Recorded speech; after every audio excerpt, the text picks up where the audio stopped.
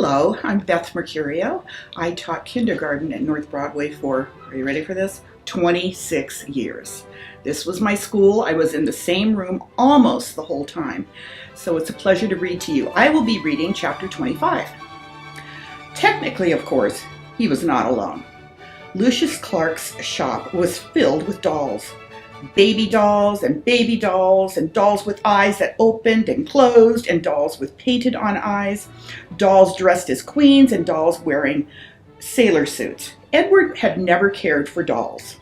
He found them annoying and self-centered, twittery and vain. This opinion was immediately reinforced by the first shelf-mate, a china doll with green glass eyes and red lips and dark brown hair. She was wearing a green satin dress that fell to her knees. "What are you?" she said in a high-pitched voice when Edward was placed on the shelf next to her. "Well, I'm a rabbit," said Edward. The doll let out a small squeak. "You're in the wrong place," she said. "This is a shop for dolls, not rabbits." Edward said nothing. "Shoo," said the doll. "I would love to shoo," said Edward, "but it's an obvious thing I cannot." After a long silence, the doll said, "I hope you don't think that anyone is going to buy you." Again, Edward said nothing.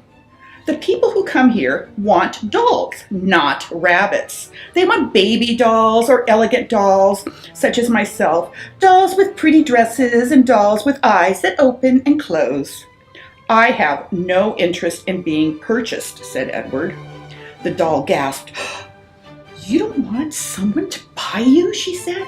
You don't want to be owned by a little girl who loves you?" Sarah, Ruth, Abilene, their names went through Edward's head like the notes of a sad, sweet song. "I have already been loved," said Edward. "I have been loved by a girl named Abilene. I have been loved by a fisherman and his wife, and a hobo and his dog. I have been loved by a boy who played the harmonica and by a girl who died." "Don't talk to me about love," he said. "I have known love." This impassioned speech shut up Edward's shelfmate for a considerable amount of time. "Well," she said at last.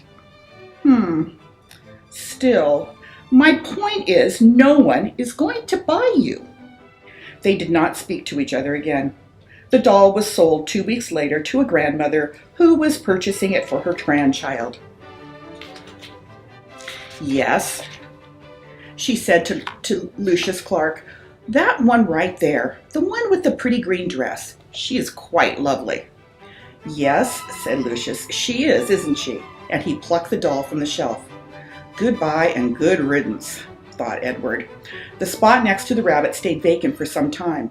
Day after day, the door to the shop opened and closed, letting in early morning sun or late afternoon light, lifting the hearts of the dolls inside, all of them thinking about when the door swung wide that this was the time. This time, the person entering the shop would be the one who wanted them.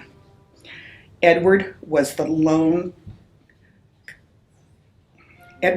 customer. He prided himself on not hoping or on not allowing his heart to lift inside of him.